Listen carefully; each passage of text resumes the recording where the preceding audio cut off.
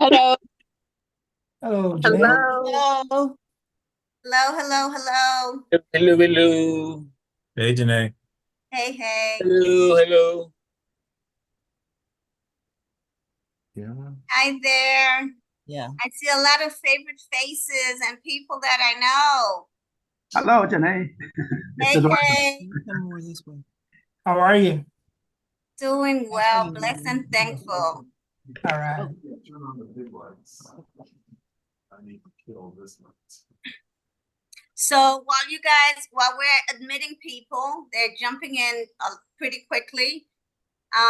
Can everyone just in the chat, if you have chat ability and not driving, can you just throw in there a quick introduction, your organization, and how did you find out about the session tonight?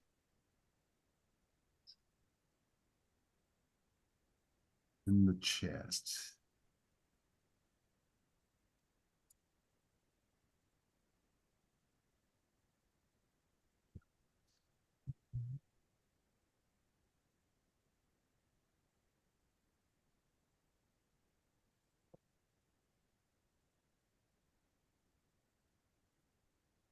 Davis. Oh. No, this is.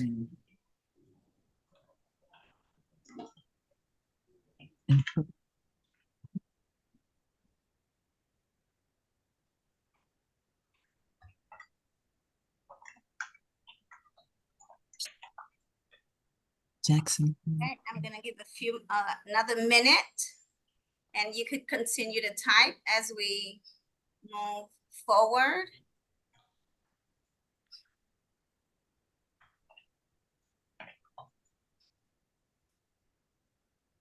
And then if there is one thing that you hope to affirm, confirm, or learn today, what is it? If there is one thing that you hope to affirm, confirm, or learn today, what would it be?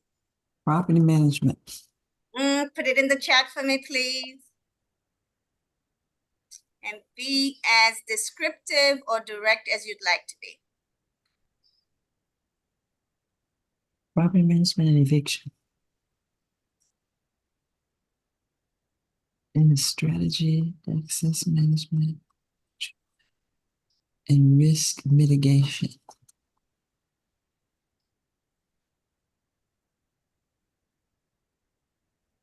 Eviction and risk mitigation.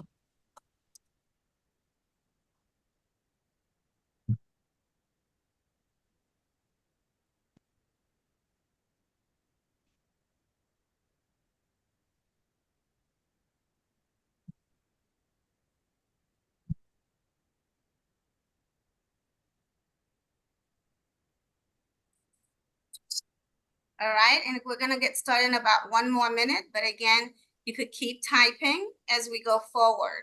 Is your volume all the way up? She sounds kind of low. That might be me. Let me make sure my earpiece is not connected.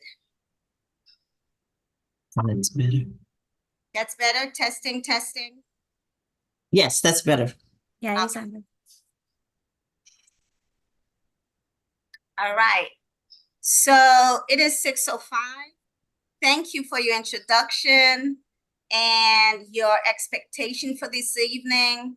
Our expert speaker, guest speaker who is in the room, so I'm sure he'll be looking at this. So will our team that's here. Team members that are here, can you just do a quick show of face and hello? Hello, everybody. I'm Dana Wallace. I am the CSO admin. It's nice to meet everybody. Hey, Dana. Hey, Dana. Oh, Dana. Y'all know if Dana. Dana don't know about it, it don't exist. So she may want to call herself an admin. She's our left brain. Linda? Okay, I'm Linda Greene. I'm consultant with the Center for Shared Ownership. Good to see everyone this evening. Hey, Hi, Linda. Linda. Hi. And we'll be introducing Eleazar in a few minutes. So we're not going to take a lot of time with introductions. You guys, many of you have done this with us before. Many of you are still in conversation with us with projects that we're working on together. Oh, wait a minute. I just saw a face that I didn't see. Did I just see Ayana? You did, but that's Say okay. hello. Hi, everyone. Ayana Thomas, Associate Program Director. Nice seeing you all. Hey, Thank you, Yana. Hey, Ayana. Hello, Yana. Ayana did a master driver moment and came home late, so I didn't know she was gonna get on board. So good to see you. I hope you got some rest. So as I said, not long introductions.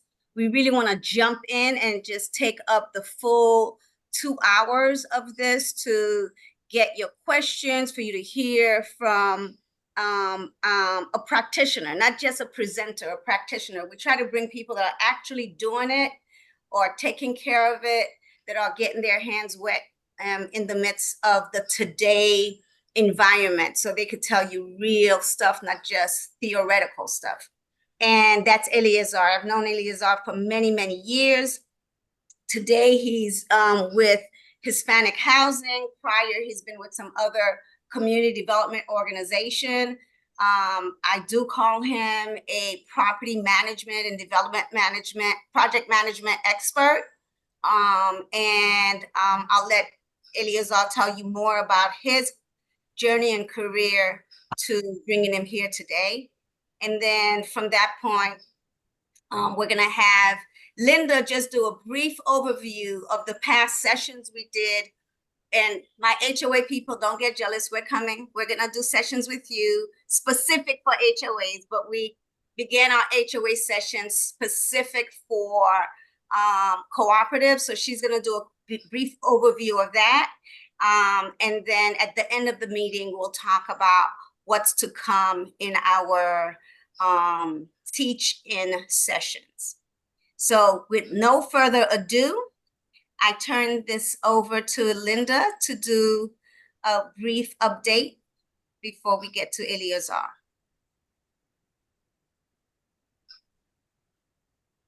You're muted.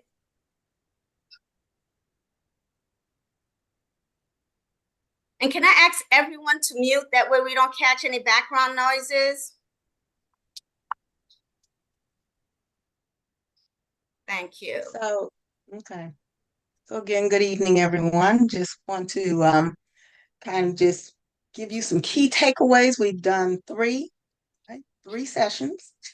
3 sessions really focused on housing cooperatives and looking at various aspects of that, and especially around financing and development of cooperatives, as well as preservation of existing ones as well. And from these sessions, there were just basically a couple of key takeaways that I kind of want to focus on. One is in looking at these developments, that folks really need to have an understanding of the market characteristics of the residents that you're currently serving or planning to serve. And that's true whether you're doing a cooperative or you're in an existing HOA or condominium. All of that's really important to understand what market you are really serving and what the characteristics are of that market. We also looked at creating a development budget to really identify financing gaps and assess the overall feasibility of developing housing cooperatives. Because with that, we're looking at the gaps that'll help us figure out where we need to go get funding for either new construction, preservation. All of that is a part of that, was a part of that particular process, and just trying to do a little analysis of that. With that too, we also looked at how you structure share loan payments, monthly carrying charges, and this is all about, the key takeaway there is that whether you're in any of these types of developments, you want to make sure that when you're looking at raising assessments, raising assessments, doing raising carrying charges, all of that, is that you are not putting residents in a position to be cost burden. Cost burden is when they're paying more than 30% of their housing related expenses, of their household income toward housing related expenses. Then the last thing, which is very important, is really looking at how you engage partners and other professionals in the development and preservation process. Is not only to build the capacity of the association, but also to ensure that whatever you are trying to do is successful. So those are some of the key takeaways that we've talked about in some of the prior sessions. So to just get things moving, I guess I will either give this back to Janae, or are you going to turn it over to Eleazar? I am going to turn it over to Eleazar, the man of the moment. If you could just give a brief introduction of yourself. Otherwise, I'm going to go on and on about you. So do me proud. Go ahead, Eleazar. I will keep it short. So my name is Eleazar Vasquez. I'm currently the Director of Property Operations and Compliance at Hispanic Housing Development Corporation, where we are property managers of approximately 10,000 affordable rental apartments in the metropolitan area and the suburbs and Wisconsin and Michigan. My entire career has really been in the nonprofit community development world.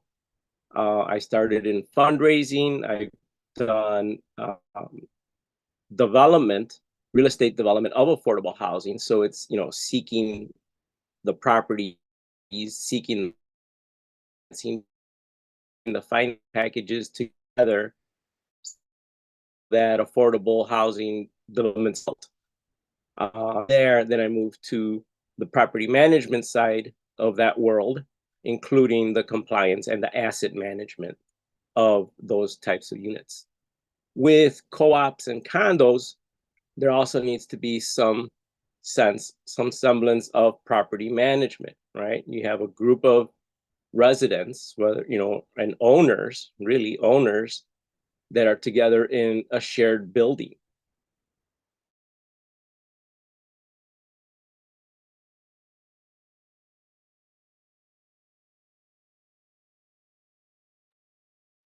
Amongst the group of owners, having a property manager taking care of it. I just saw it said my internet is unstable. I may have to switch over to another one. So if you lose me, it'll be for maybe a minute while I switch over or jump back on. So I apologize for that. So with that in mind, what we're going to go over today is really kind of just the basics of property management, right? What are the functions of a property manager? What are they responsible for? How can they not only work on the day-to-day of property management, but look at a long-term strategy over time, right?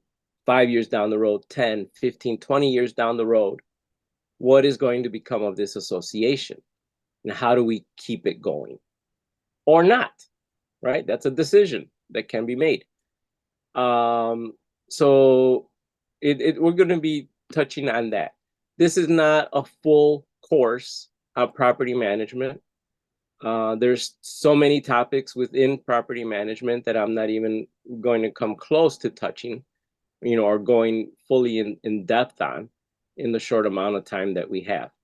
So I just want to touch on it, but if you do have questions, please definitely feel free to put them in the chat.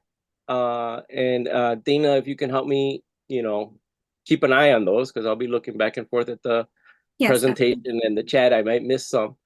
So if something comes up that's of topic at the moment, then definitely we could talk about it then. And maybe something that comes up later, and I might end up touching on it then. But then at the end, anything that I didn't answer, I will be happy to go over. Sounds good. Okay. So yeah, Great. let's Good start question. the presentation.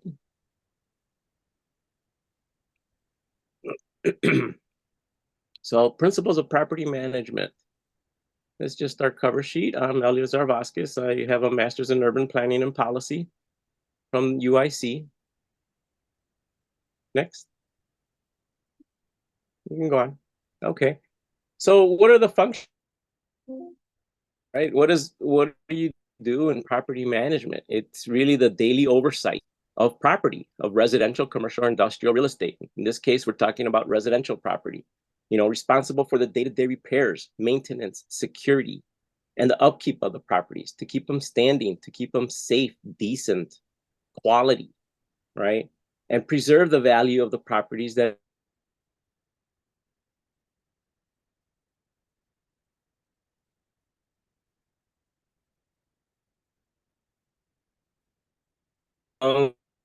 Y- Can you sorry, hear us? homeowners. I was going to say, Typically, the property management is Eleazar, going to fall like when you're a tenant.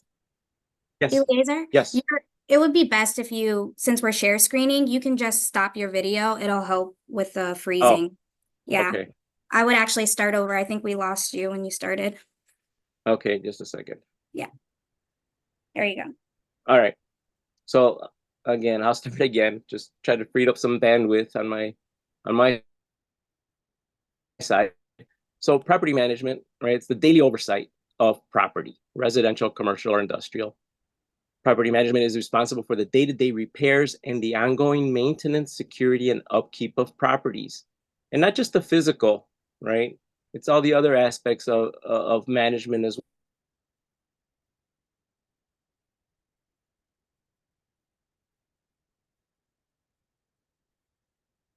You have property managers to preserve the value. Eleazar, And as condo owners and co-op share owners, right, you're invested in the property. Yes? you're still freezing. I still think you're freezing. gonna have Oh, to man. come back in. Yeah, Okay, I'm sorry. 1 second. no worries. Let me sign in on the other one first before I lose you all.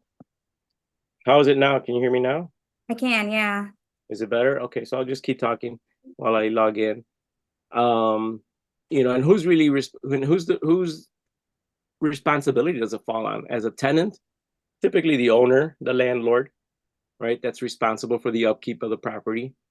In a condo, it's the homeowners association, right? They have a board. And similar with a co-op, you have a co-op board, and they can assign a manager. So can the condo association hire a manager from among the directors, or you can hire a third party to manage a property, to manage any of these properties, right?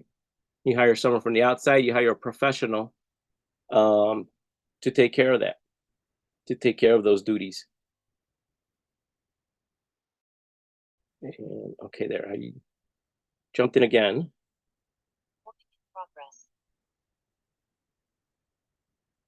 Okay, let me mute.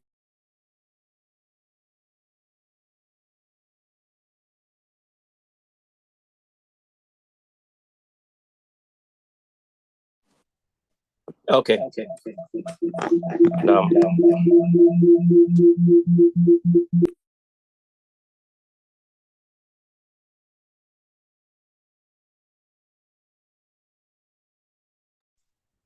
Okay. Can you guys hear me now? Yes, Is it good? Okay. we can hear you Perfect. now. All right. Sorry about that. And all right, let's go back. Okay, no. Which slide are we? Yeah. I'm sorry, I'm looking at both now. So, okay, so among the duties, no, I think did you skip a slide, Let me go back. Dana? Can you go back one? Yep. This was the last slide. Okay.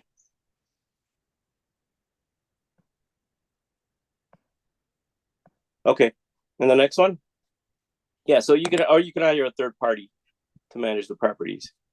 Property managers also have, as I mentioned, the responsibility of financial reporting and recording, right? So understanding the operating expenses and the budgeting, regular financial reporting to the owners, understanding financial statements, profit and loss, income taxes, budgeting is a big part. is a big part of property management. Collecting and managing the shared funds. So being a fiduciary responsible for the funds that are collected by the owners, right? For a common purpose. It's being responsible for those and how they're collected and how they're used and how they're not misused, right? That's important. Okay, the next one. Facility management is another function, right? This is the physical part. It's the management. So you got to have good relationships with contractors, repair companies, service vendors, suppliers, right? You have to be able to budget capital expenditures and prepare for the Eliezer, if future. you're talking, we cannot hear you. I can hear him fine. You can hear me? Can everybody hear me? I can hear you.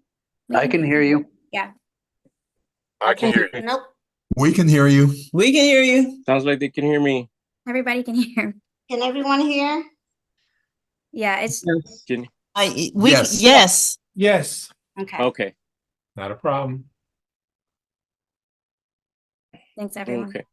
So it's, maintaining those relationships and the budgeting for capital expenditures, like I was saying, for the future. A capital expenditure, you're talking about structural items, mechanical systems in the property, roof, if your water boiler, water heaters, furnaces, elevators, right? Everything gives out at some point. They all have an expected life. So it's being able to plan, being able to forecast when they're going to give up, when they need replacement. So it's and also monitoring the quality of all repairs and maintenance. Somebody that's knowledgeable and can monitor and understand the difference of a quality repair versus something shoddy and quick and cheap. Okay, next. So when you're looking to hire property management, or even if you're going to self-manage as a board, you want somebody with experience with the type of property ownership that you have. Is it a co-op? Is it a condo? Is it a rental, right? Someone experienced in planning, budgeting, procurement to hire those vendors. Experience in accounting, managing accounts, bank accounts, annual, monthly, quarterly reporting, right, to your board and to other members. Staff and vendor supervision, establish relationships with providers, with service providers. Next.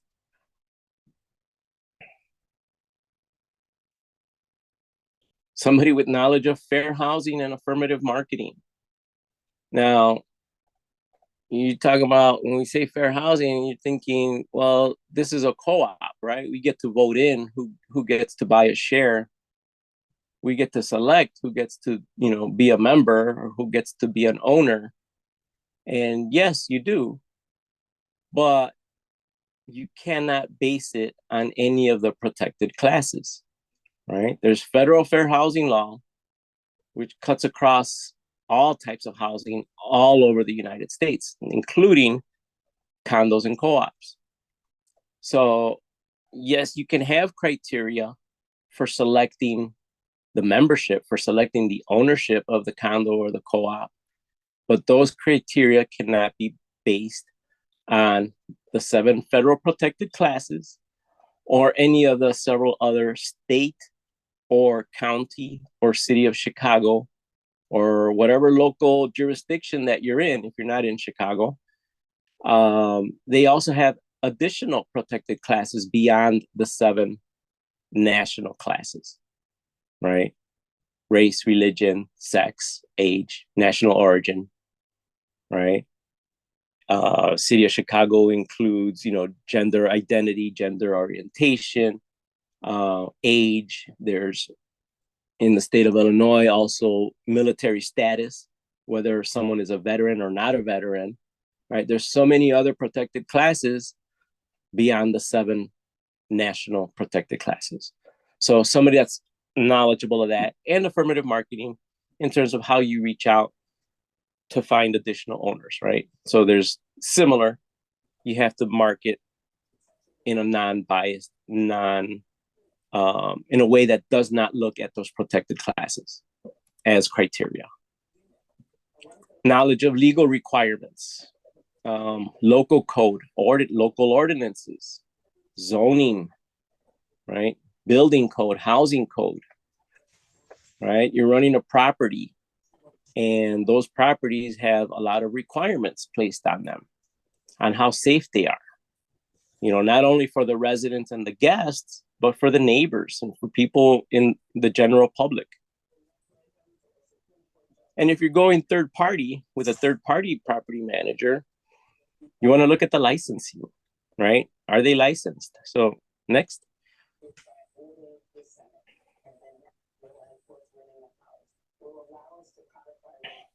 State of Illinois requires that somebody that's managing a community association, which is a condo or a co-op, for a third party, right, that they are licensed to provide community association management services. So it's a community association manager license, right? Professional to engage in the business of community association management, are qualified to render management services of a professional nature and provide the maintenance of high standards of professional conduct. All right. So if you're hiring a firm, the firm has to have a license as a firm, and their employees must have a license as a manager. If you're going third party, right? If they're providing those services for a fee to a third party, they must be licensed. Okay, next. Fiscal responsibility. Right, so the manager, right, and even if it's internal, right, even if it's just the board, that's, you know, you don't have a third party, right? When I say management, I'm talking about, you know, either way, right? I'm talking about the functions of the property management, whether it's internal or external, third party, right? As a manager, you're acting as an owner's agent. So the board is acting as the owner's agent for the group, right? For the common good of the property. So, you know, they're expecting sound financial management.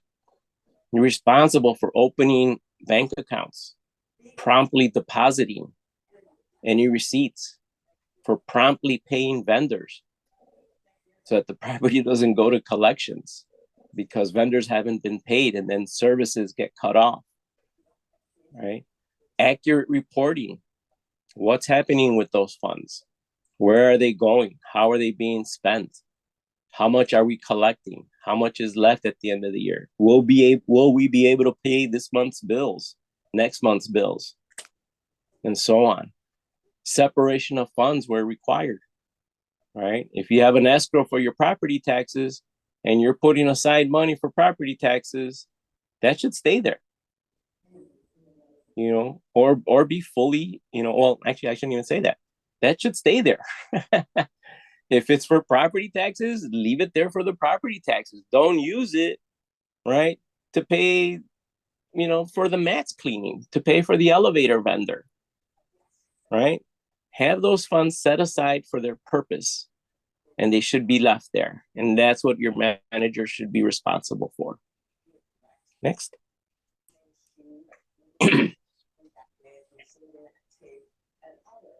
Next, Dina.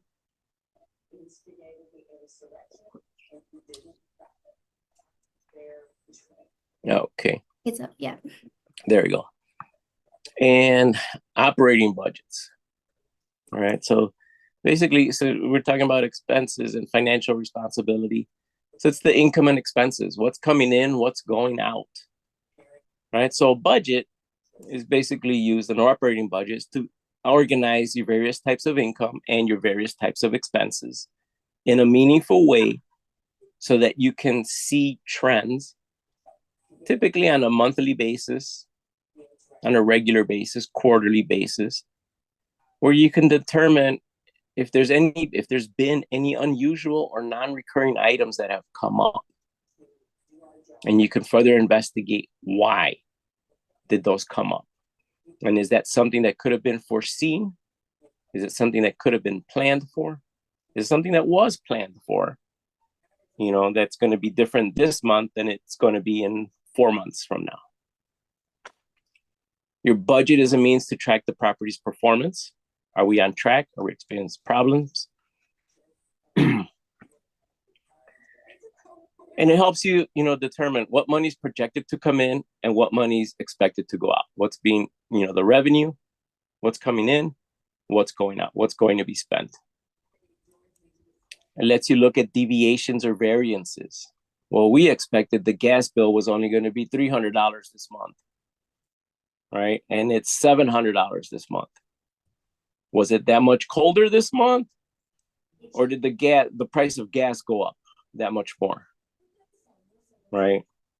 If the price of gas, if neither one of those occurred, then why are we using more gas? Somebody leaving the windows open? Is that garage door left, wide open? That we're just cranking more heat than needed? Is it an efficiency thing? Maybe we got to put more weather sealing on our windows and doors, weather stripping, or take other efficiency measures. Maybe the boiler, the heater's too old. We got to replace it. It's no longer efficient. So you can make, so when you see those variances, to determine why, and then make changes, right? And start planning, and continue planning for the future. When are we going to replace this? When are we going to, put in more energy efficient resources into the building? And, to be prepared for financial responsibilities. Like I mentioned, if it's set aside for when the property tax bill comes, right? And that only comes twice a year. Seems like more often, but it's only twice a year. But you're collecting money every month, right? You're not paying the property tax bill every month. You're collecting that money so that when the tax bill comes, you have the money set aside to pay that bill. And you're prepared for those financial responsibilities. And that's why you create budgets. Next. The simple budget, right?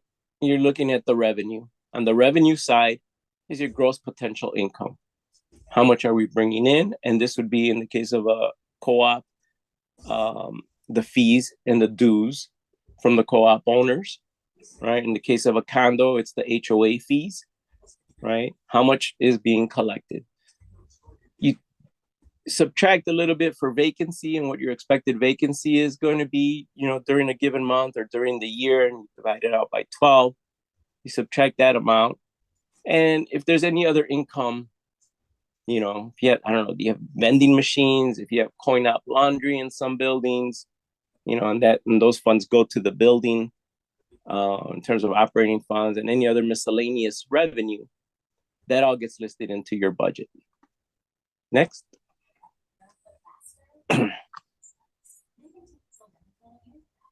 And the expenses side, right? What are your costs? What are you spending money on? And any administrative costs, supplies, anything for maintenance and repair, such as, janitorial services, landscaping, unit turnover, HVAC service, snow plowing, snow removal, trash. I kind of have it here twice. Sorry about that. So it's trash and your scavenger service, plumbing, maintenance and repairs, utilities, right? Water, sewer, gas, electric.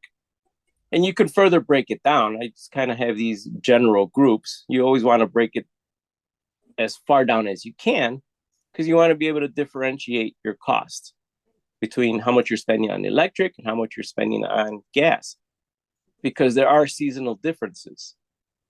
And you want to be able to make note on that. So I have this very general, but definitely utilities can be broken down into those categories, or any of these line items could actually be broken down into several more categories. Scavenger service is like your waste management, your dumpster, refuse removal services. Your real estate taxes and insurance escrows, right? Put that money away and start building up so that that can be paid for. Legal and accounting services, any other professional services, right? Your legal services could be anything from Maybe you have somebody that files your annual corporate report, the annual LLC report.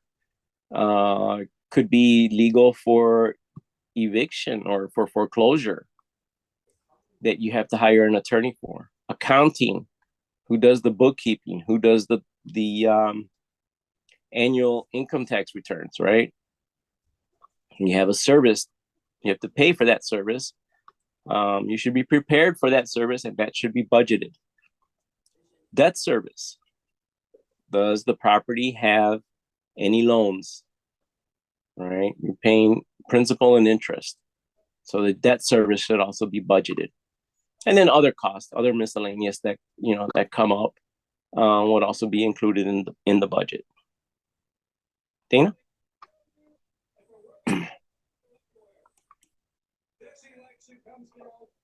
Okay, so when you look at it as, you know, all together, so your revenues are your gross potential income minus the vacancy plus other income and miscellaneous. Cover your new Honda right now at North. Thank you. So all of that added together is your total revenue. And then on your expenses side, you know, add up your maintenance, repair, utilities, scavenger, property taxes, insurance, legal, accounting, administrative, and other miscellaneous. That's all your expenses. If you take your total revenue minus your total expenses, that gives you your net operating income. Okay. After your net operating income, which is just the revenue minus expenses, you have to put away for your capital reserve. And this is what I was saying are those future property expenses. When you're starting to put away money to replace the systems, right? The roofing, the gutters, you know, windows all around the building, maybe, right? And you're planning for those future capital expenses that are going to come up, right? And you're putting away, and you're making your debt service. You're paying your mortgage. So from your net operating income, you subtract then the capital reserve that you're putting away and the debt service that's due every month.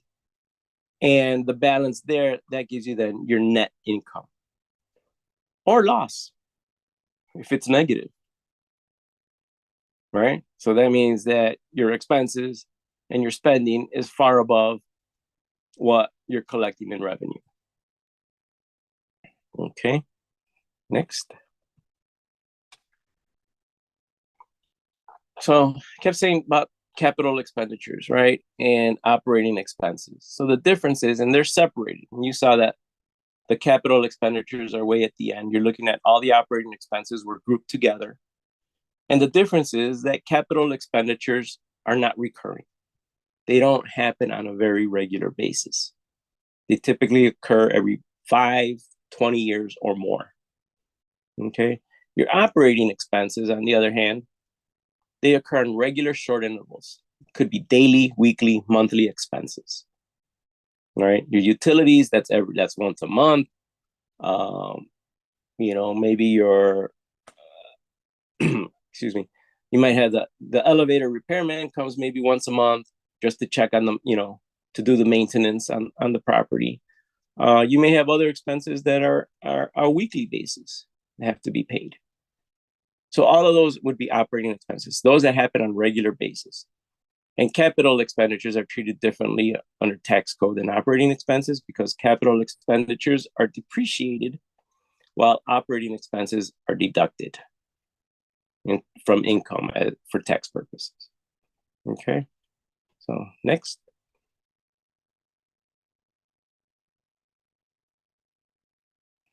Escrow accounts and reserves enable the owner to prepare financially for large expenditures. So this is what I was talking about, right? Even though it's not due now, right? You don't have to pay it now. Your taxes, they're not due till, you know, now, I think it's till the spring. You don't have to pay the next bill, but helps you prevent the disruption of cash flow, coming up with the money all of a sudden, right? Your replacement reserves, that pays for the eventual wearing out of short-lived assets. which is basically also your capital expenditures. That's where that's where you're putting away for your capital expenditures in your replacement reserve account. Okay, property tax escrow. You're putting money away every month until that tax bill comes in March, and you got to pay it by April 1st. But you're putting that away now, right? And you're going to have that, you're going to have hopefully enough, unless we get shocked by, by the assessor and how much the increase is gone, but you have some money put away for that. Similar with property insurance. It's typically paid on an annual basis, but you're putting away every month in different escrow accounts. So you could have different types of escrows, different types of escrow accounts for different purposes. Next. Asset management. So now we're talking we're going to start looking, excuse me, a little more on the long term, right? And the purpose is to ensure compliance, right, with everything that's required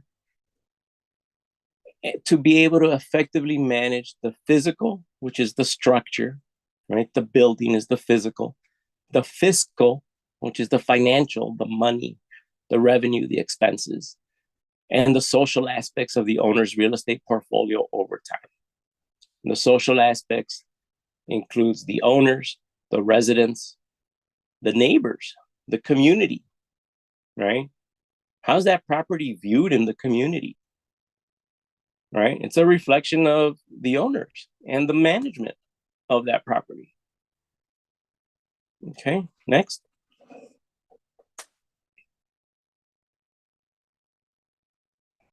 So the questions that we ask in looking at this is the property achieving the project mission? Is it advancing the organization's overall mission, right? Well, what was the purpose of putting this co-op together, putting this condo board, right? What are you trying to get out of it? Remember your bylaws and your articles of incorporation where that was stated, right? What is the purpose? What is the mission? To provide an opportunity for safe, quality, affordable housing, probably along those lines. And are you achieving that? Are there risks or problems now that were not initially anticipated? Are there any trends that we can tell based on our past performance? All right. So you have to know how to measure that performance in order to know, right? Is the project financially healthy? What are the problems or risks, and how do we address those? Is the property maintained to provide decent, safe, and sanitary housing for all the occupants and to enhance the neighborhood in which it's located? Is it operating according to all funders' regulatory requirements and all local, state, and federal requirements? Right? When you're looking at long-term, you're also looking at the now. How are we now? And how are we going to look at this long-term? Right? If the current trends continue, will we be getting closer to our mission, or does it look like we're getting further away from it? And what can we do to course correct at this point? Okay, next. Oh, and are tenants satisfied, and what is the community reputation? So in property management, it's the day-to-day. It's really more on the day-to-day, the fees and dues collection, record keeping, financial and compliance reporting, maintenance, day-to-day operations, dealing with vendors.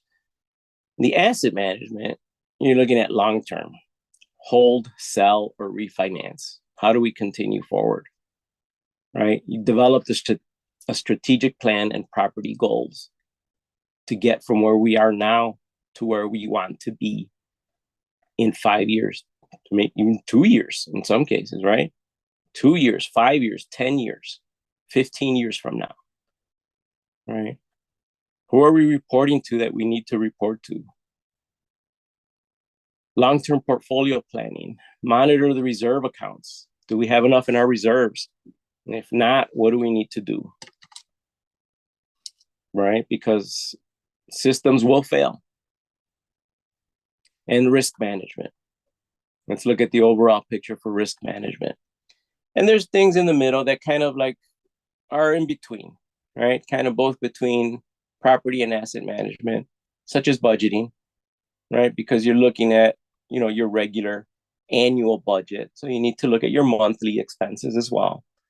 Capital plan, by knowing how well maintained or not well maintained the physical structure is now, you'll have a better idea if it has a better chance of lasting longer or if this system is going to give up a lot sooner than it should. Keeping up to date, on regulations, public relations, crisis management, that's kind of an ongoing thing between property and asset management. Security, right? Resident relations and reporting as well. Next. So we're going to maintenance planning. I'll start over on the right side, right? So when you're planning for maintenance, right? So the Code of Hammurabi is said to be like the first written book of law. And within that, it's from the 18th century BC. There's a quote in there. So if a builder has built a house for a man and his work is not strong, and if the house he has built falls in and kills the householder, that builder shall be slain. Kind of an early building code. Where the fines and the fees were a little steep, right? You do shoddy work in making a property and maintaining a property and building a property, right? There's serious consequences. And similarly, right, we all, right, have that responsibility to maintain decent, safe, and sanitary housing. The owners, the property managers, if there's any involved, the funders, right? Many times funders will do inspections on their own. They want to make sure that their investment is being well taken care of. Stakeholders, any other stakeholders, the residents themselves, government is involved in the responsibility to maintain safe, decent, and sanitary housing. Next.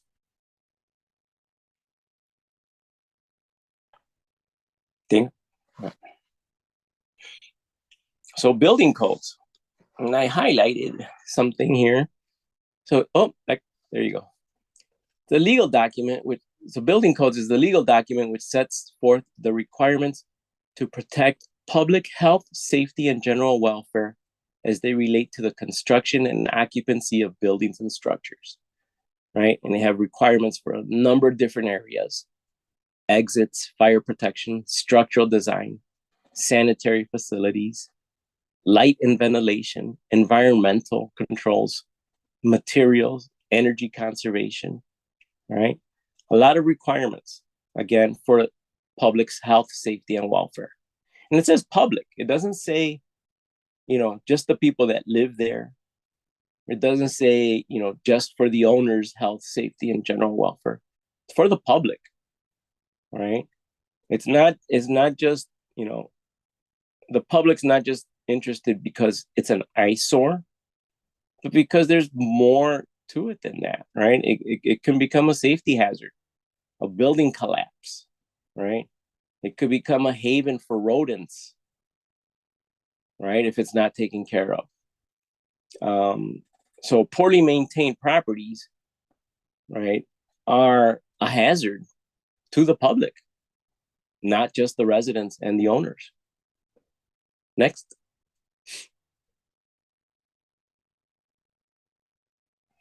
Zoning. I'm not going to read through all this, but zoning similarly is adopted for the purpose of promoting the public health, safety, and general welfare to preserve the overall quality of life for residents and visitors. So what zoning does, it really monitors the uses on any given piece of land, whether it's commercial, manufacturing, business, residential, right? So not just the use, but the how dense, the density, right? How many units, how many apartments can fit on this size lot in this area, right? And does it make sense to put residential in the middle of manufacturing? Probably not. So that would probably get denied, right? You want residential within residential, but with nearby to commercial and retail. So zoning ordinance sets all that into code and makes that determination, for a number of different purposes: to remain economically vibrant, to coincide with the central area plan, to promote other types of uses, right? To ensure adequate light, privacy, and access, environmentally responsible development, right? And to promote the rehab and reuse of existing buildings. Next.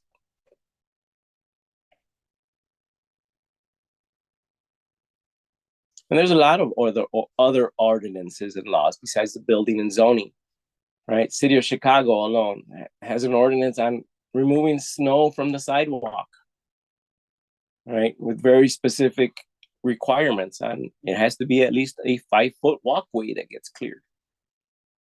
Weed control, scavenger service.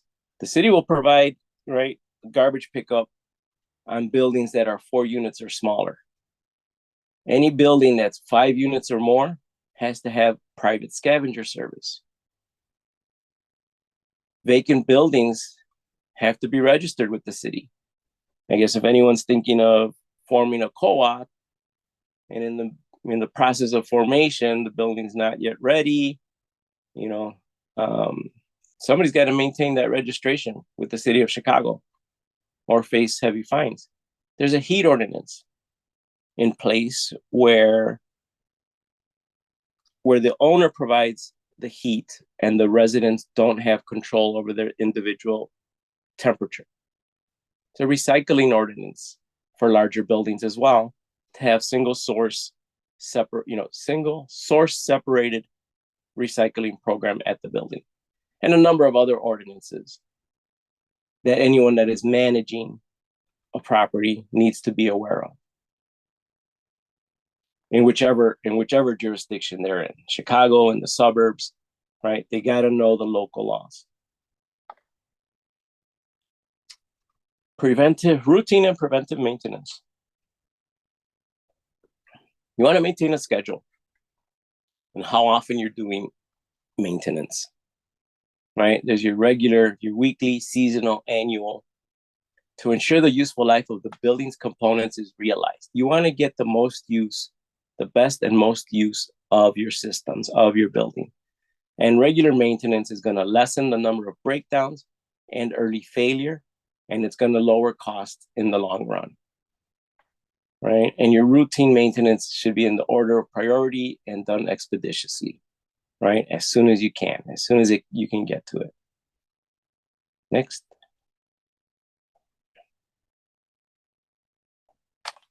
Here's a list of different things, right? And many of these can be done at different intervals. Not everything is daily. Not everything is weekly or monthly.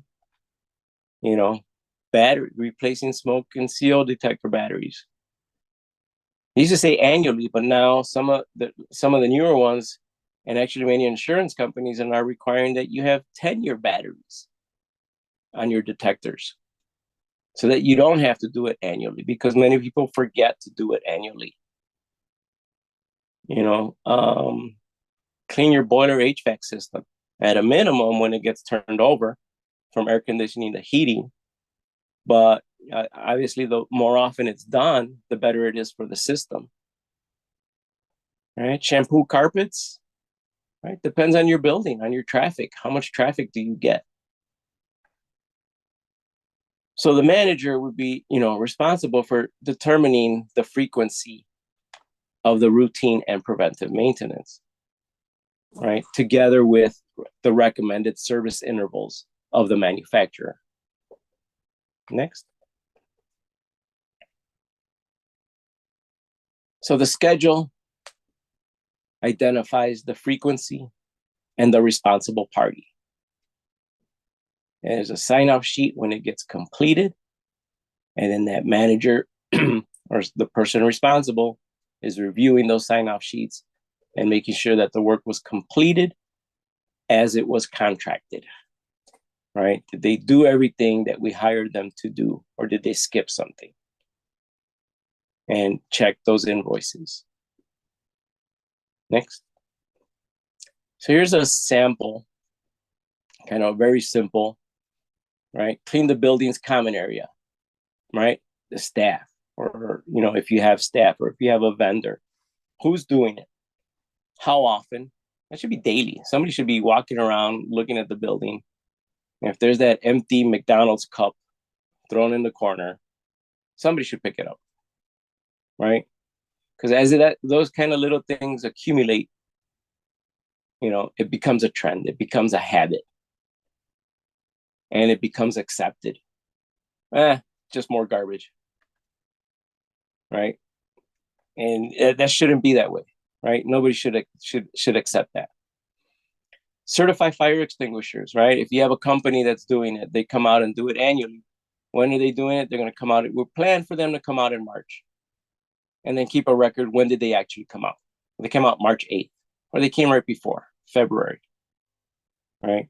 Or you plan them for March because they expire in April. So you want them to get there before the certification expires, and then you could be fined, right? Right, your sprinkler systems, fire alarm panels, all these, most of these would require highly skilled technicians to do this type of service. So for the most part, these are things that should be contracted out, right? Elevator maintenance, fire alarm service, right? Clean the roof and downspouts. If you got staff, you could be a staff. If you have a vendor, a handyman, to come out and do clean out the roof, the roof and the gutters and the downspouts, you can use them. And then annual, when do you do that? In the spring, in the fall, summer, how often? Maybe sooner than annual. So just a sample of the schedule here. Next. Capital repairs and improvements. Again, these are the long-term improvements, the long-term replacement of systems and mechanicals. So to plan for that, right? Compile a list of your building systems and components. Calculate the estimated useful life, right? Well, how long do we expect this to actually last us? And identify the replacement date or year. Estimate the cost to replace the item in today's dollars. But then, increase it by a certain amount for future dollars. How much will you need in 6 years, in 8 years, right? Adjust for inflation for those dollars. And determine the cost, so that it helps you determine the cost of replacing the item when you estimate that you'll need to replace it. Next. So an example, this was a useful life table that Fannie Mae had put out. Kind of gives you the life expectancy of certain systems. And they have, different number of years for a family development versus an elderly development, like a senior building. And it looks like the only one that really has a major difference, at least from this first part of the list that I'm just showing as an example, basketball courts. So expected life on a family development is 15 years, or in a development, an elderly development, the expected life is 25 years. Why? Because you're probably not going to get as heavy use of a basketball court at a senior building than you would at a family building, right? So at a family building, it's going to wear out quicker. You're going to have to, repaint, restripe, probably replace the backboards and the rims more often, but it gives you a useful life of a catch basin, 40 years, cold water lines, dumpsters, right? Emergency generators are about 15 years if your building has a backup generator. So just an example, and you take that, those number of years, you look at how old your systems are, and you project for the future how much it would cost to replace that system. Next.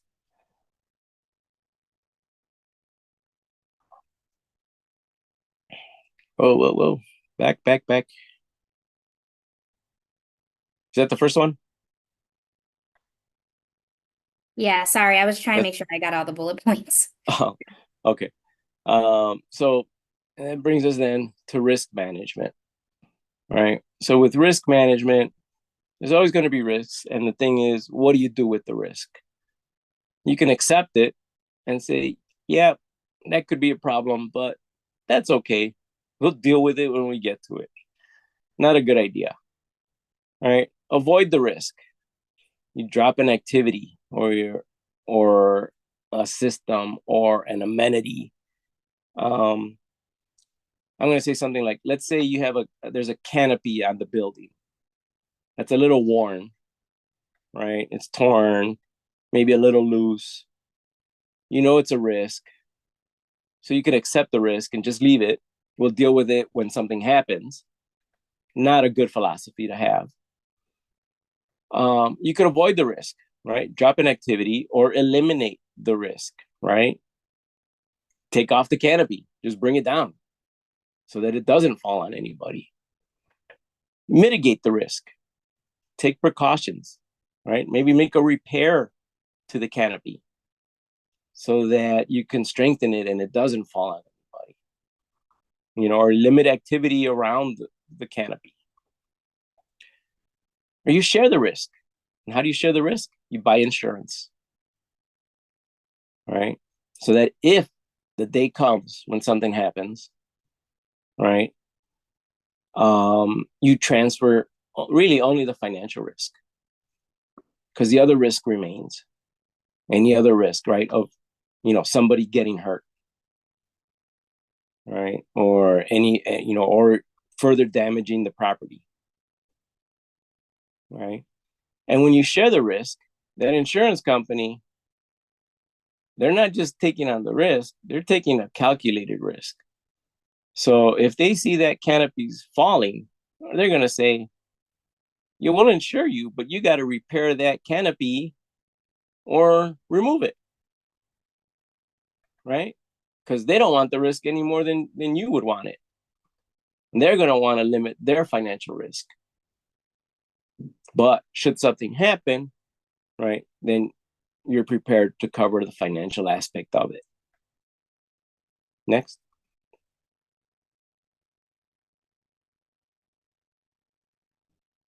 Okay. And with the different types of insurance, there's different types. They cover different things, right? And the most common one that people have heard of and that people are familiar with is property or hazard insurance. It's also called hazard insurance. It covers against the loss of the owner's property for damage, right, and theft as a result of acts of God, thefts, vandalism, fire, and other events, right? Requires an event, something happened. Doesn't cover wear and tear, right? This is property and hazard insurance, right? Something happened. It got hit by lightning. A car ran into the corner of the building. A flood. There was flooding. There was an accidental fire, right? There was an event that caused damage to the property. So that covers the owner's financial responsibility to replace that property. Liability insurance is the coverage against losses from bodily injuries sustained at the premises, right? And the most common claim in liability insurance is for slip and falls, right? In the winter, not even always in the winter. Could be wet floors, right? Inside the building. Someone just mopped, right? The floor is wet and they didn't have the warnings the little warning, what are they called? Little folding signage or warning signs telling people that it's a wet floor. They don't see it, they rush past and they slip and fall. Twist an ankle, they lost work for 2 days, right? So they're gonna make claims against the property for keeping that wet floor, or keeping that snow and ice on the sidewalk, right? Or at the entrance to the property. Liability, insurance from any residential services you provide, any automobiles that's owned by the building, and from third-party contractors. But we'll cover something on third-party contractors also next. Professional liability insurance. This is for coverage against losses from errors and omissions, also called errors and omissions insurance, by people that are employed in a fiduciary capacity for the owner, right? So the owner would carry professional liability insurance, or the professional themselves would carry their own insurance to protect against mistakes or accidents made in their capacity as the professional that they were hired to be. Directors and officers insurance, D&O insurance, protects the officers and directors of an organization. It protects them personally from being named for wrongful acts while managing, right, their institution, while managing their board of directors, while managing, right, the homeowner association, while being part of a non-for-profit, for example. So there's different types of coverage there. Fidelity bond or crime insurance protects against losses from employees, right?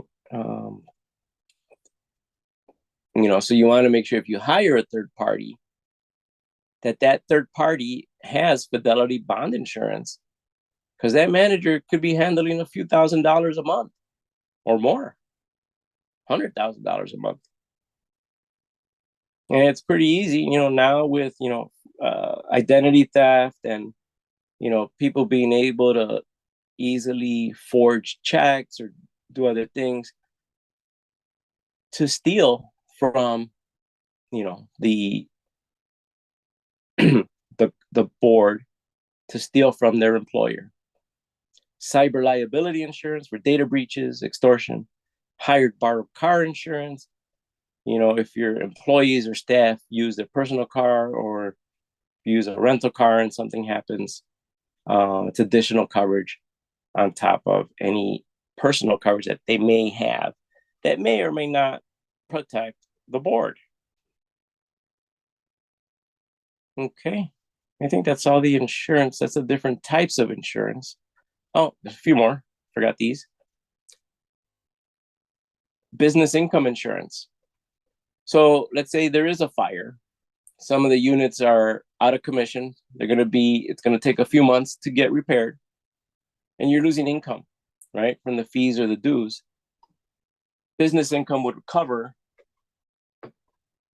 those costs, right? That loss of income. Catastrophic risk, in case of, natural occurrences, windstorm, flood, earthquake, terrorism, other, catastrophes as well. Regional perils, right? Sinkholes, volcanic eruption, tornadoes, hurricanes, etc. Probably around here, we don't get a lot, sinkholes or volcanoes, hurricanes, but within this could be flood insurance and catastrophic risk, kind of in between. Some insurance companies categorize these differently, but it's kind of in the same area, catastrophic and regional perils. Ordinance or law for older non-conforming buildings if they can't be rebuilt and the city requires demolition, which wouldn't otherwise be covered by your standard hazard insurance. And there's more specific insurance for boilers, right? High pressure equipment typically does require its own policy. Okay, next.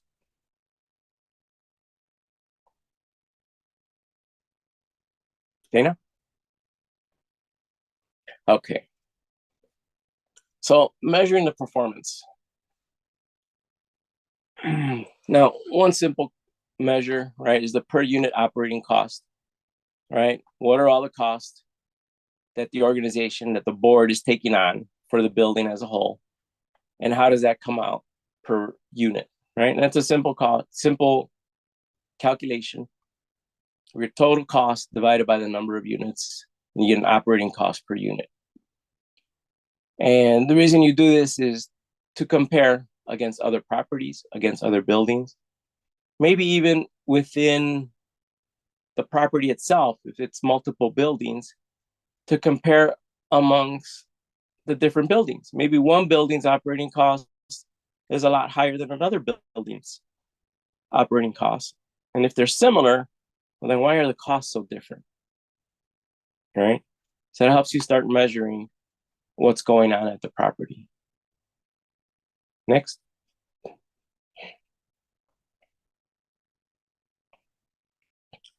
Debt coverage ratio. This is a good one. So remember how we calculated the NOI, right?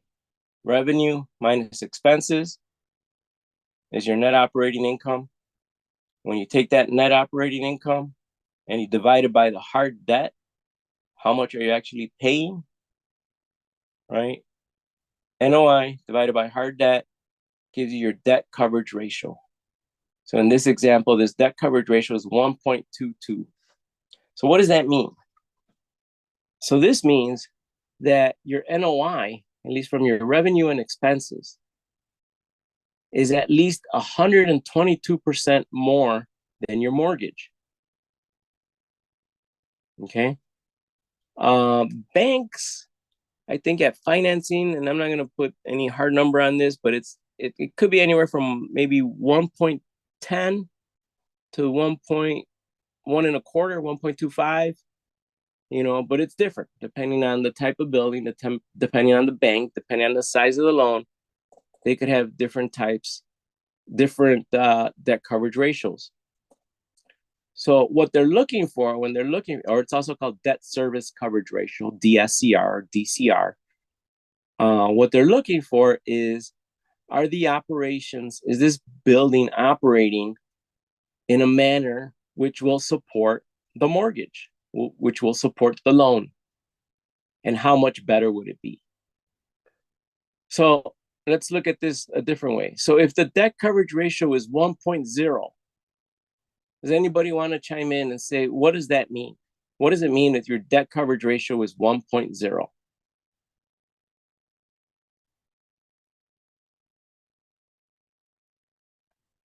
Or even in the chat, if you don't want to speak up.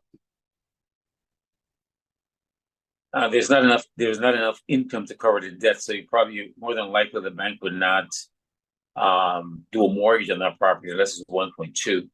Right. So it's actually in the case that it's actually just barely enough to cover the mortgage. It's even, right? That's all you got. You barely had enough. It's equal. The net operating income is equal to your debt. So you have a 1.0 debt coverage ratio. That's not good, right? That it means you're not even surviving. You barely have enough because you still haven't put away for the reserves. This doesn't count the reserves in here yet. All right, this is just the NOI and the hard debt. And so what does it mean if this number is less than 1? Let's say 0.98.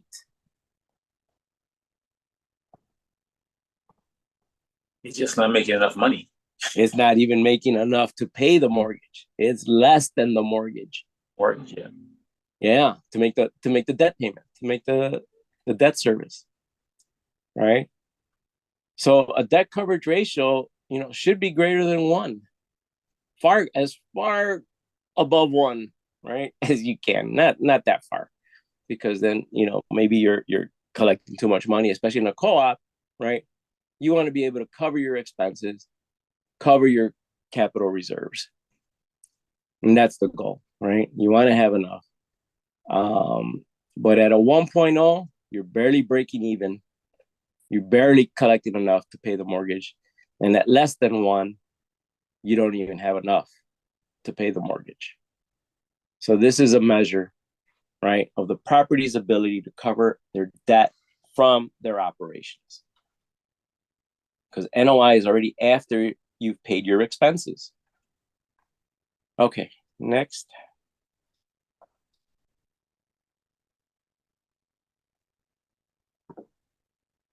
Cap rate. The capitalization rate, right, kind of gives you an idea of how your property is doing kind of against the market. So you're looking at, you take your NOI divided by the investment value of the property, gives you the cap rate. So if our property is operating with an NOI of 28,000, the property is worth 305,000. It's a market cap rate of 9.19. And many times investors are looking at a certain cap rate, right? So if, you know, the building is worth 305,000 and it's making, let's say it's making more than 28,000, let's say 35,000, this cap rate is going to be a lot higher. Why? Because for the value of the building, it's generating operating income at a better rate, at a higher rate. So the higher the operating income compared to the investment value, the higher the cap rate, the more attractive it is to an investor. We go to the next slide. Eleazar, we have a question in the chat. It says, what is a comfortable ratio? Well, it depends on the market. It depends on the buyer, right? You know, for a mom and pop and an owner-occupied building, right? Many times it's just, you know, covering the expenses, right? They're comfortable with that. Now, if you're a hardcore investor and you're actually working with other people's money and you want to make the most money for them, well, you're going to look at what's going on in the market, right? And how does this property compare to other properties in the market? So there is no, you know, it depends on the investor. What are the investors comfortable with? Are they looking for something on par with the market? Are they looking for something, you know, at least 2% more than the market, right? It depends on a number of different factors, which in many cases are personal, right? And what their expectations for their money are. But it's a measure to compare. Okay, next. So looking at the same formula, right? You can turn it around.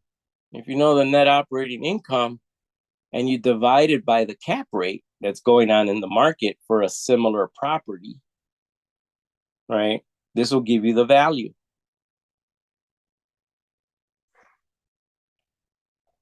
And, you know, and then similarly, you know, is that something you're willing to pay compared to the market for this property? Right? By property type, interest rates, location, property condition, and then just your own personal values, right? Or your own personal worth. Okay.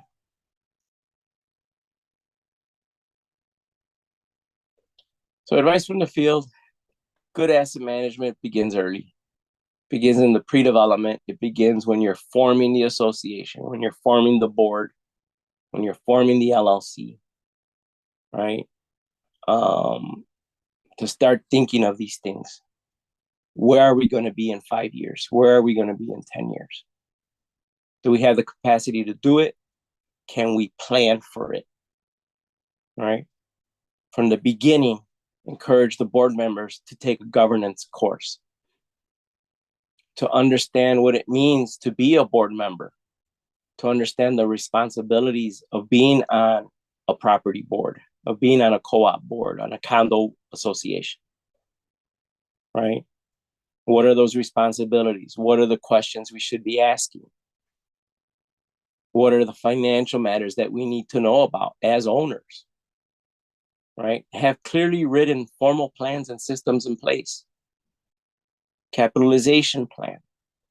Have your annual budgets. Have that mission statement, your bylaws, your articles of incorporation early on in writing. And stay on top of the numbers right away, monthly, minimum monthly. You know, maybe quarterly, but that helps you catch the trends right away. Where are we heading? Are we getting better? Or are we getting worse? And the amount of time you take in asset management duties is going to increase as the portfolio grows, right? If the the co-op takes on additional buildings and brings on new owners, increases the portfolio. And monitoring performance and maintenance becomes more difficult if you have a bigger property, if you have more scattered sites. You know, having 40 roofs on townhomes is a lot different than having one roof on a 40-unit building, right? You have a lot more to maintain, different timing, different repairs, you know, even though it's the same number of units. So just keep those kind of things in mind, but always, you know, starting early. And that's my presentation. Were there any other questions in the, that I missed? Anyone have anything else they were holding back? So what I would say, sorry for not showing my face here. I am. Oh, you cannot study because. Okay, so what I was gonna say is that you know, we have a number of questions, but let me and Dana kind of look at them and categorize a little bit to see if there's anyone who wants to ask questions. It is now 7:23. I would love for us to kind of wrap up around 7:45 or so. So, like I said, we can try to do that and get some questions. So please raise your hand. If you don't know how to raise your hands, turn on your camera and raise your hands. All right. As we go to the top of the questions. And as I'm looking at those, I do have a question about cap rate, since that's the last thing you talked about. Mm-hmm. Many of us are novices here. And so then the question is, where does one find a cap rate? Who is the person that helps us with that? How do we get that information? It's getting market information on the community where the property is.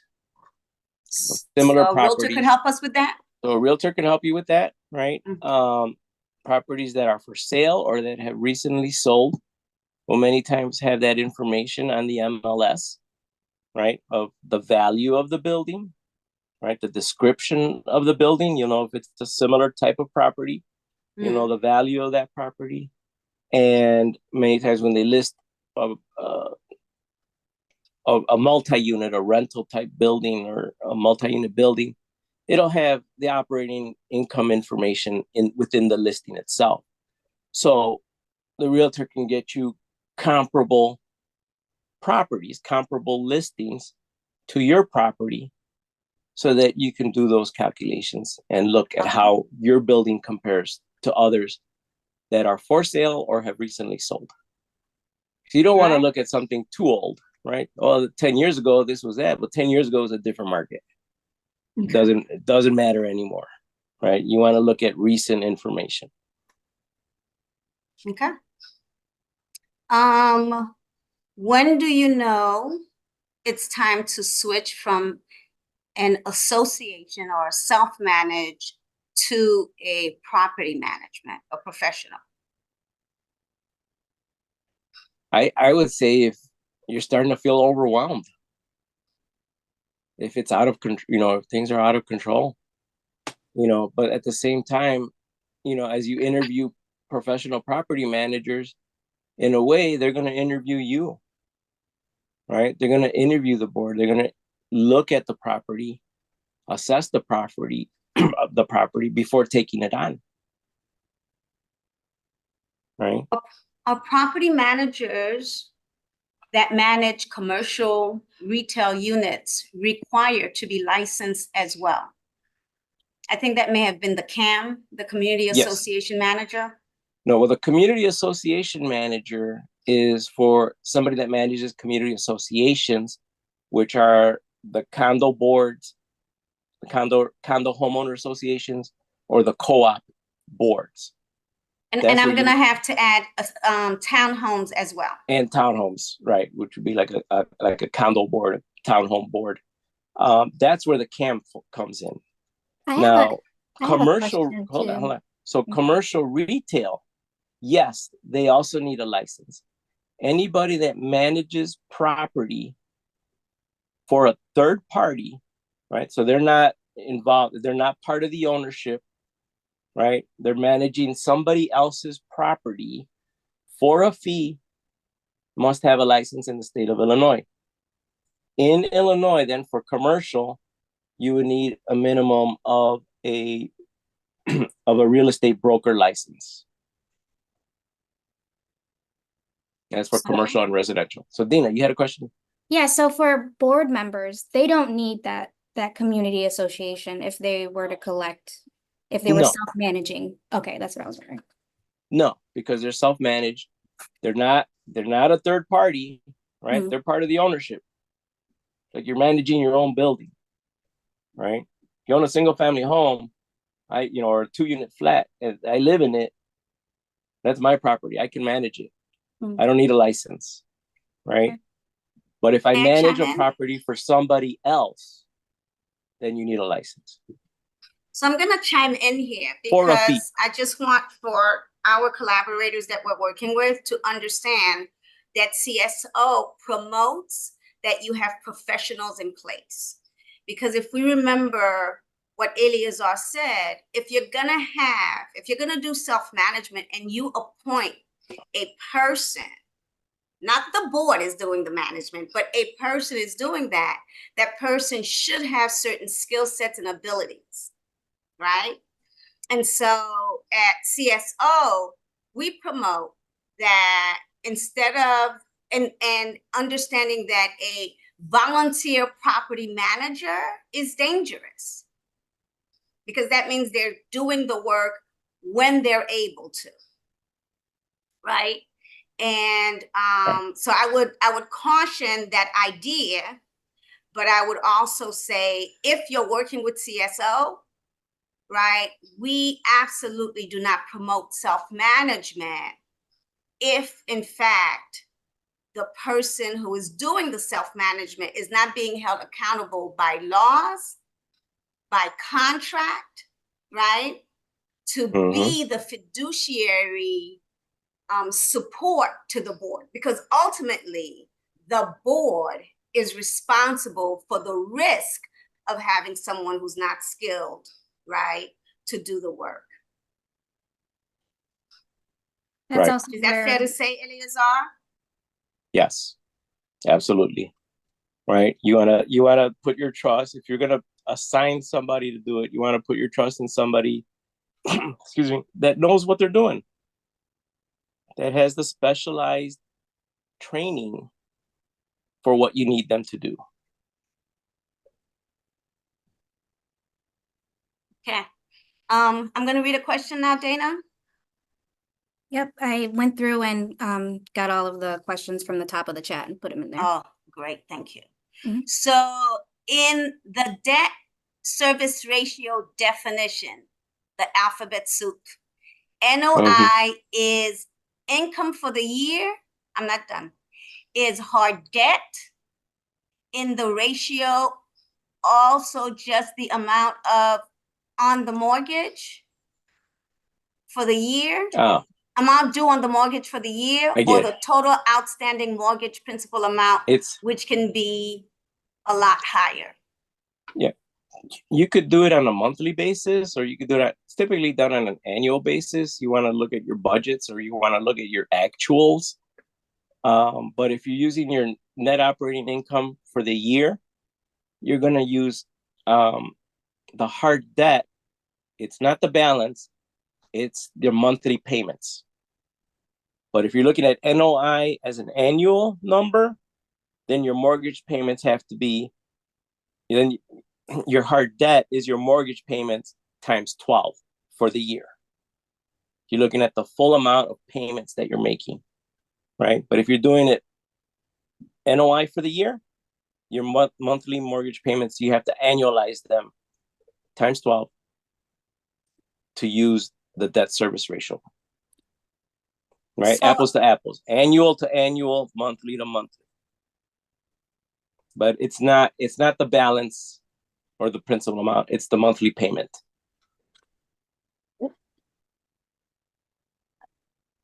I'm gonna keep asking questions until people start raising their hands or say, I want to speak. I believe this was talking about the age of stuff.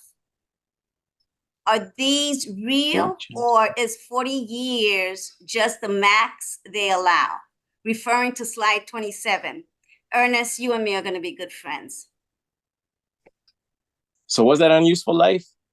They're not mhm. hard. Those are not hard numbers, and it's not amounts that are allowed. It's estimated, right? There's furnaces that were installed in 1975 that are still up and running well, but the useful life of a furnace now is about 15 years. But yeah, if you got that furnace from 1975, it's not going to be much longer, right? It's not going to be around for much longer. It's probably just had good maintenance, was well preserved, well maintained, kept clean, kept serviced, that it extended the life. So again, those life expected use tables are estimates of how long something should last. But many times they're going to last longer. Sometimes they're going to last less than what that table says. All right. So the last few questions that I have that I'm not ignoring, but I'm saying CSO can answer those, is how do we begin to look for a management company? CSO is putting together kind of a worksheet of what to look for when you're looking for a property manager. Some of that is in Eleazar's slides, and we'll be sending those to all of you that are here today. The other thing is, any property manager, I tell folks, because I'm dealing with properties right now where the property manager had full control of their resources. The bank account was under the property's management name and had the association as the cursory name. Most good property managers will tell you that there is a operating account that the board, the treasurer, and the property management has access to. And all of the other accounts, the only thing that the property manager can do is view them, right? But cannot transfer resources without board action to do so. And so I say again, think about the person you're talking to and how they do management, and does it fit the culture of the people and the community that is your property? And I would again say, make sure that they're licensed and make sure that you definitely get references so that you understand. The last thing I'm going to say about choosing a property manager is we get complacent. So we get a good property manager and we sit with that property manager for 35 years. And complacency makes little things change that we didn't notice. As Eleazar said, it should be done monthly or quarterly so we could understand change. We build relationships, so we build a level of trust and likeness to someone. I tell folks, insurance companies are not companies to be loyal to. Your service providers It's not about being loyal. It's, are they supporting you in the way to ensure growth, stability, and to protect you from risks, right? And so you go with the insurance company, the rate goes up, but it's State Farm. My father's been with State Farm forever. Well, then people were doing it by hand, but now with the technology age, they're looking at your habit. Are you a loyalty person? Are you a customer service person? Or are you looking at your pennies? And then that's how they decide how they keep or move you. And so, you know, when I chose to leave State Farm, I told my dad, I don't care that you've been with this company for 35 years. I'm going to go with Progressive.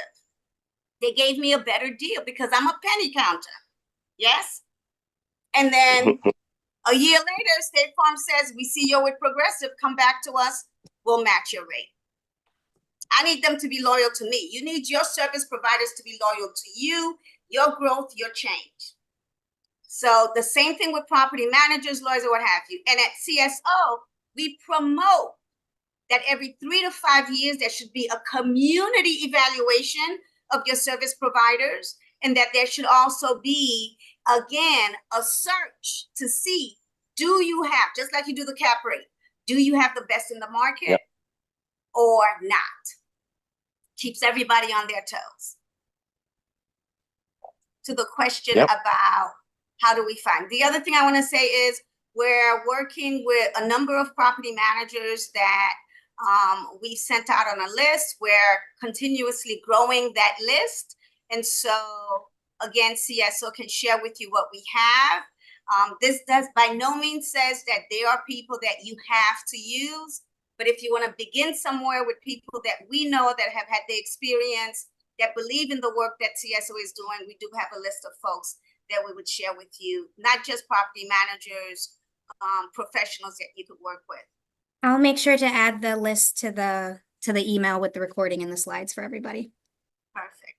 Now, Eleazar, there was a question that was asked about accounting.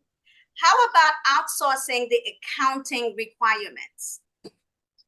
Sure, you can do that. You know, but you still want to have somebody within the board to have oversight of that accountant, right? Just to make sure that they're doing what they're set out to do, what they've set out to do. And again, You know, accountant or anyone else, make sure that your contract with them is clear, right? I love to ask contractors this question. What didn't I ask you? Because I didn't go to school 7 years to become that contract, to become a specialty here. So what should I have asked? What didn't I ask, right? And so many times those that hear you will pause and say, you know, let me tell you about this and that also. Mm-hmm. And going back to, you know, the property management company, if you hire a third party, right, what are their responsibilities, right? Are they gonna be the middleman for, you know, neighbor disputes? Probably not, right? They're there, you know, specifically, and you could set out. They're there to collect the dues. They're there to pay the vendors, to hire and pay the vendors. You could put a limit on how much they can spend. They can spend, you know, at their discretion for valid reasons, let's say $2,000 up to, or even like you can say $1,000, right? To repair the fence because they trashed it over the weekend, right? So they got to fix the fence for $1,000. If it gets over whatever limit you set, they have to go to the board for approval, right? You can do it that way, or you can give them carte blanche and, you know, they can take over anything. You know, but you can set limits, but be clear about what their responsibilities, their role and responsibilities are for any vendor. All right, it's at 7:40, and the last two questions are CSO and further training. So we had a few people ask in different ways about further training. How do we get training for our boards? There's two things I want to say about that. Of course, CSO will be doing more classes like sessions like this and some very in-depth focus, 2 days type of trainings, right? That we feel that a lot of our properties that we're working with, collaborating with, are in need of. But the other part of it I want to say is that as an association, part of the operating is technical assistance and training. It shouldn't be left to later.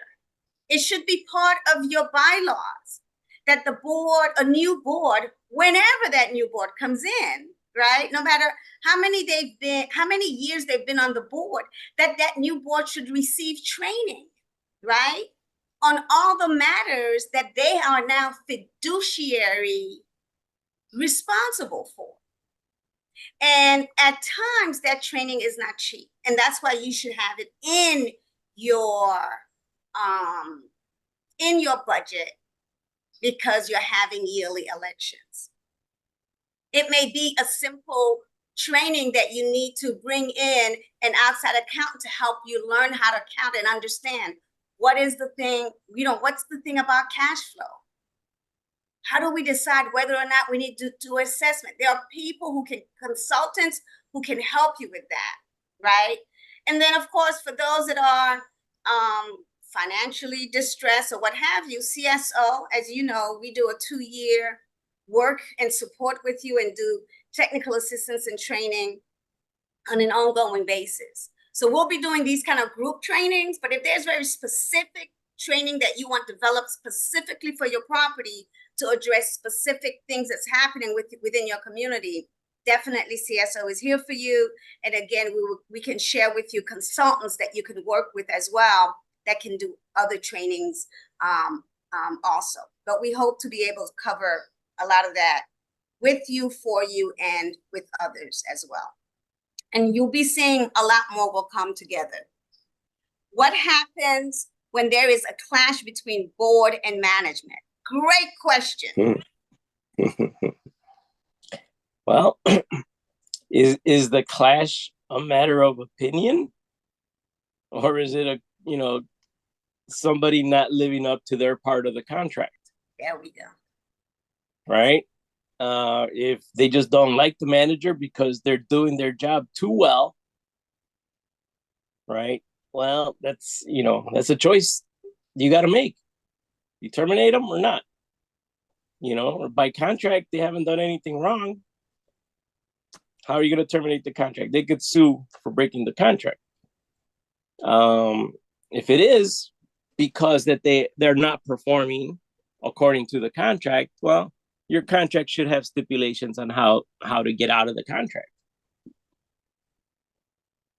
So you just determine whether it's something contractual. Is it a matter because they're doing what's correct, what's legal, what they're supposed to do, and the board doesn't feel that they should be? The board has to own up and realize that they're wrong. They're doing their job. That's what they were hired for. Okay. So there's a lot of different ways that question could go. Yeah. Yeah. So it is now 1 minute to 7:45. I see that one of our partnering property managers in the beautiful pink shirt is here, Leroy. Leroy, would you like to add some comments? Leroy, I call the unicorn. Leroy and Ross Management, you guys know that I work quite a bit with these two, mainly because they have a lot of skill set, but they're also great at turning around troubled properties. And so I see that you're here, and I just wanted to ask you to share a few words or express some points that you felt are very salient points that should be repeated. Well, I think as you meet folks and as you meet other building owners, I think you as a property manager has to build a relationship.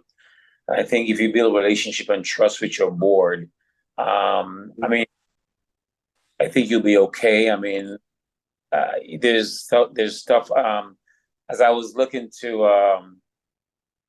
a property that was referred to by Janae, and I have spent some time on it today. I just thought about the mess that it was going through, and this is one of the new properties I just got, and I had to take some time out today to just reach out to the tenants and just kind of let them know it's going to be okay. But the board is totally screwed up, so I called it holding hands. So I'm going to say for the newer property manager, start with relationship. Don't go in blowing stuff up, but let people trust you first. Let people know that you're interested in them. You're interested in making their life, their property a little bit better. You're interested in making sure that when they talk to you, you're listening to them. So I'm going to say, since I didn't have anything planned to say, I'm going to say relationship with your stakeholders. That's important for now. Yes. Thank you, Leroy. All right. If there are no other questions, I'd like to ask if Eleazar and Linda can talk a little bit about the empowerment series, the upcoming classes, and kind of what that is all about, because a lot of the group here have gotten the empowerment series announcement. Linda and Eleazar are two of our longtime trainers in that series. And if you guys can just share a little bit about it, I'd appreciate it. So I can start. The empowerment series is an 8-part. It's an 8-part series that really talks about. It kind of goes from the beginning of community building and planning all the way through development, through property asset management, construction, all of that. So it's a series. It's a series of 8 classes. I teach along with Teresa Prim from the Prim Lawrence Group. We teach the single family housing development course as well as the multi-family housing development course, which is kind of in the middle. I can't name all 8 of the courses. And I know Eleazar, you teach the property and asset management piece. But it is for those who are interested in learning a lot more about, more in-depth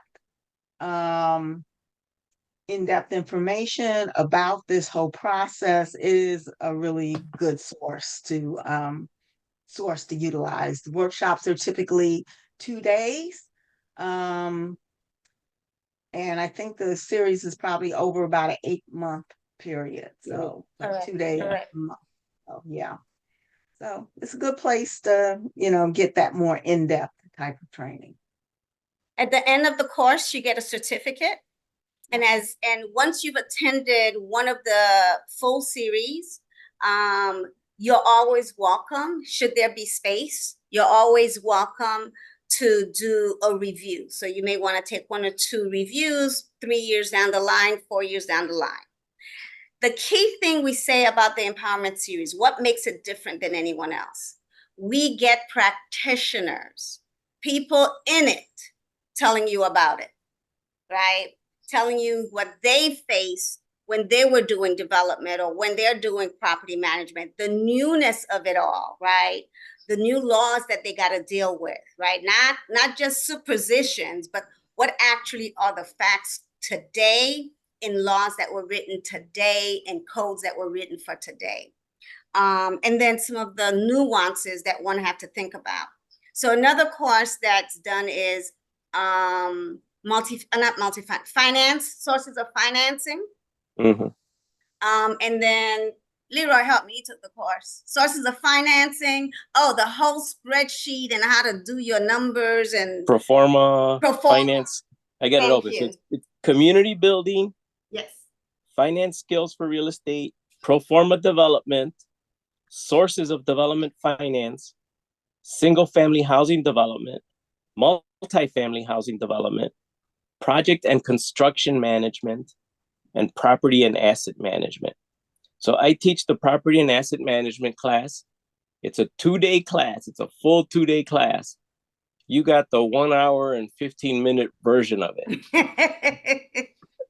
So, so there's a lot more that I can talk about on this, which is why I said early on, it's like, there's going to be a lot I don't cover, but I'm just going to barely touch on it. And I think that even within the 2 days, I barely touch on on many of these topics because there's so much. I go into, marketing, leasing, again, the role of the property management. I go far more into budgeting, far more into measuring performance and the asset management, a lot on fair housing.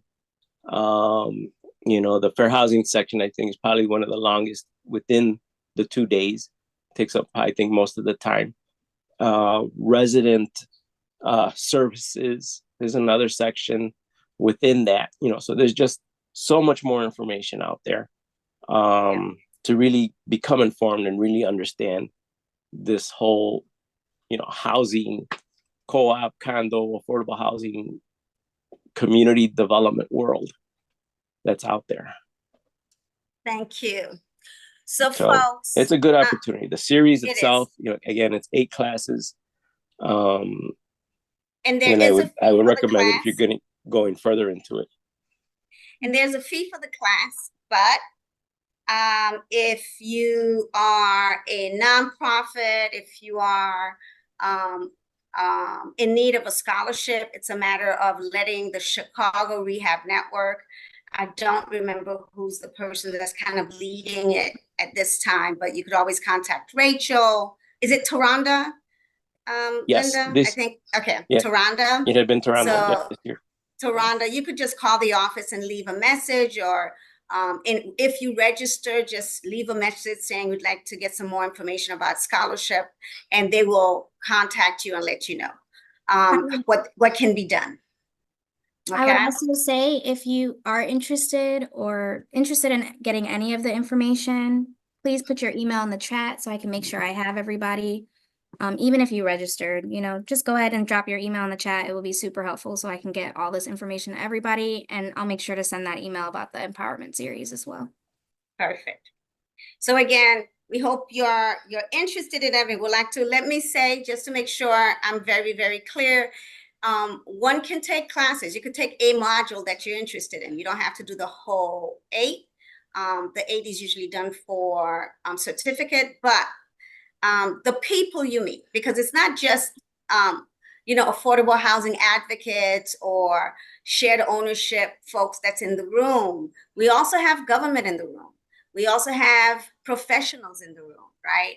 So the people that you network with and meet, the cohorts really become a force on their own, and they really support each other going forward. And so the idea of doing the 8 courses is really about building that cohort, building that, network of support as you move forward with whatever it is that you're doing in property development. So we really, again, promote that you do all 8 courses, but if your need is only a very focused one and you want to do a very focused one, the classes are 2 days.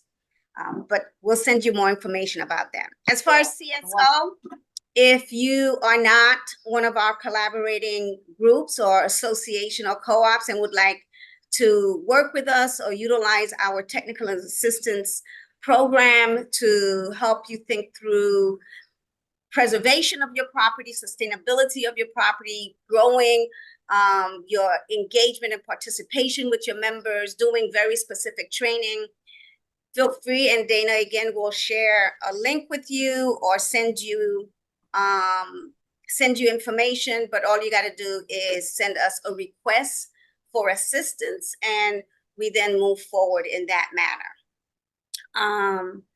And again, it could be a one-time thing, or it could be a project that we're working together in collaboration with everyone.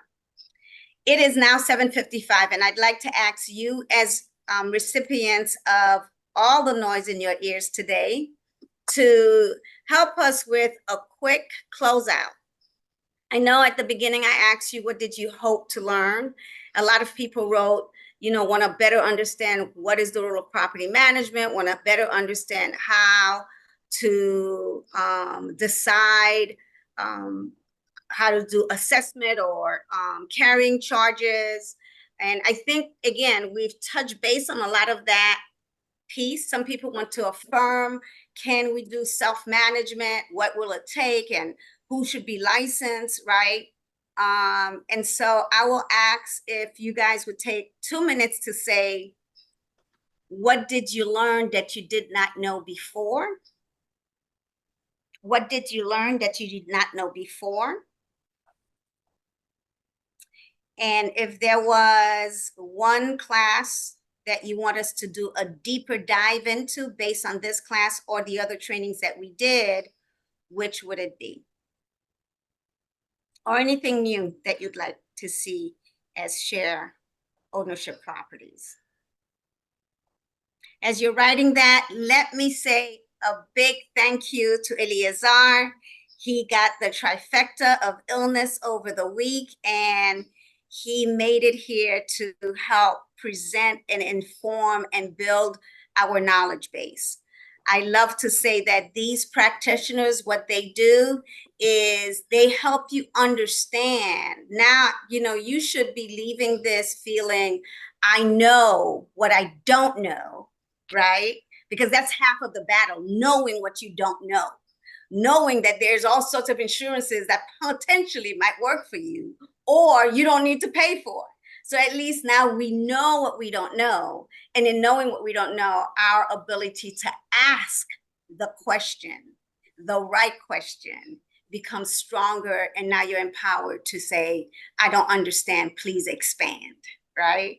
So again, Eleazar, thank you. Let me see if I could do my little hand clapping. Thank you so much.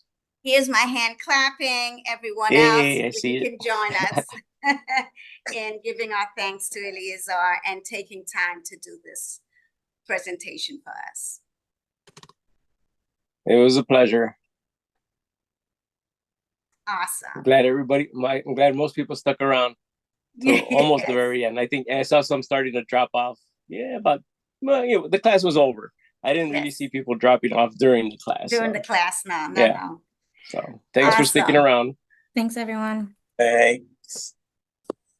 Take care, and we hope to see you soon. Take care, everybody. Thank you, everybody. Bye.